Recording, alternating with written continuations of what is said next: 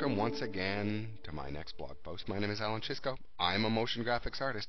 Today I'm going to show you just a quick little tip on working with audio in After Effects. Now, quite often, clients are going to bring you a piece of music to use in your animations. And usually when you're doing all the animating, it's a good idea to have the movement and happen on the beat of the music. So the question is, though, in After Effects, how can you give yourself a visual reference so that when you're laying down all the keyframes, you know where to do all the little punches and the hits and the moves and all that?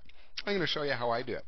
So right here I've got a little composition set up, just with a little piece of music in there. I'm going to be using some keyboard shortcuts for this, and actually the keyboard shortcuts are necessary for what I'm going to show you. The first one that I'm going to show you here is it's the decimal key on your keyboard, but the decimal key that's on your number pad of your keyboard, okay? Not the period on the main part.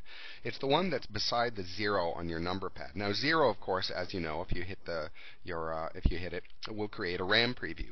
Beside that, the decimal key will create an audio only preview. Watch what happens when I hit the decimal.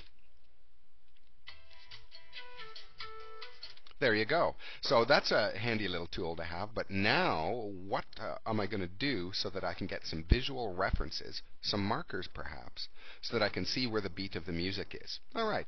I'm going to use another keyboard shortcut for this. And this particular keyboard shortcut is also on the number keypad.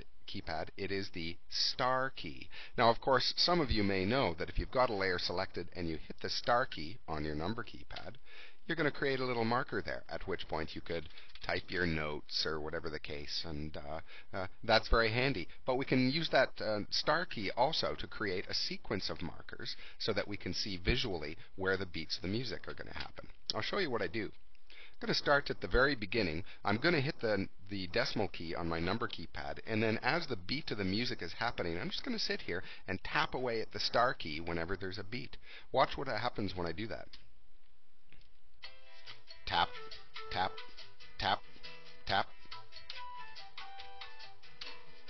And there you go. Even though when the audio playback was happening, you couldn't see the markers getting created when I was tapping the star key, you can see that they appear when you're done. And of course, because I was tapping them to the beat, they all appear just where I want my significant keyframes and such to be. So there you go. That's a little handy trick that some of you may not have known about, and if you're working with audio, it's actually quite indispensable to give yourself a visual reference so that your work can work with the music. Hope that was helpful, and I'll talk to you all again next time. Thanks.